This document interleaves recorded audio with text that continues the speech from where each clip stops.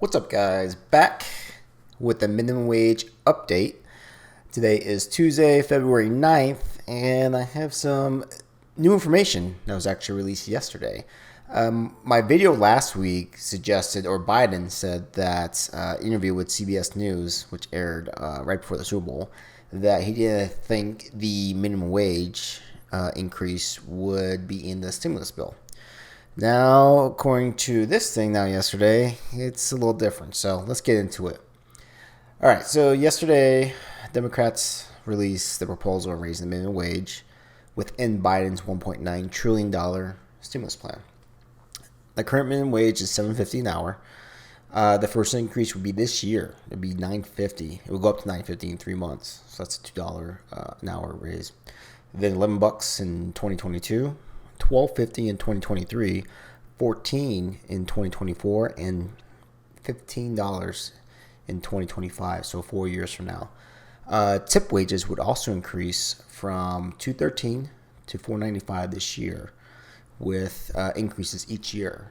Once it reaches a federal minimum wage in 2027, it would disappear, meaning that there wouldn't be any tip wages. It would just be flat across minimum wage. So a tip wage is people that work in the restaurant industry, bartenders, waiters, waitresses, stuff like that. Now, that came out along with, there's an organization called the Congressional Budget Office, or CBO. They released their report of the effects of raising the minimum wage to $15 an hour. Now, according to their report, it would increase paychecks for 17 million Americans, and it would lift 900,000 people out of poverty. All right, so that's good news.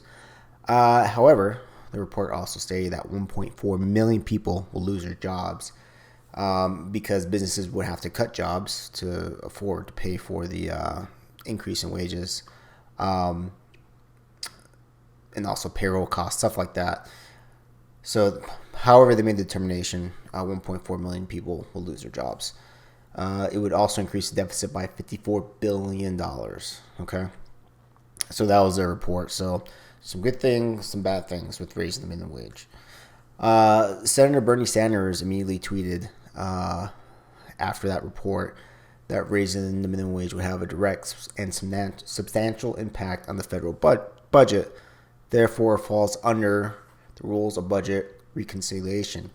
So in my previous video, part of the reason why Biden didn't think it would make it into this current bill, he was thinking more of a standalone bill, is because the rules of what can go in the budget recon.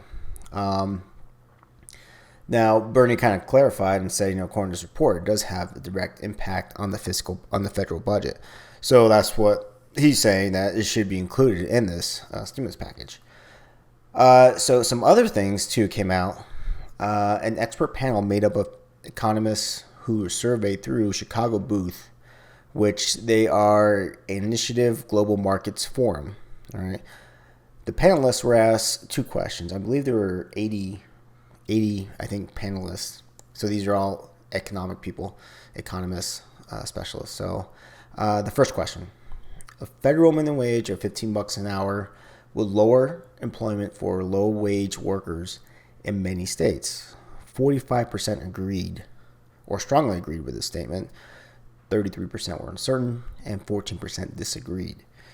The second question was a federal minimum wage that is pegged to state and or local conditions such as the cost of living would be preferable to the current arrangements that give states a role in setting the policy. 42% agreed or strongly agreed. 42% were uncertain. 9% disagreed. So these economists, this is what they do for a living. They study the economy, and they're probably professors, stuff like that.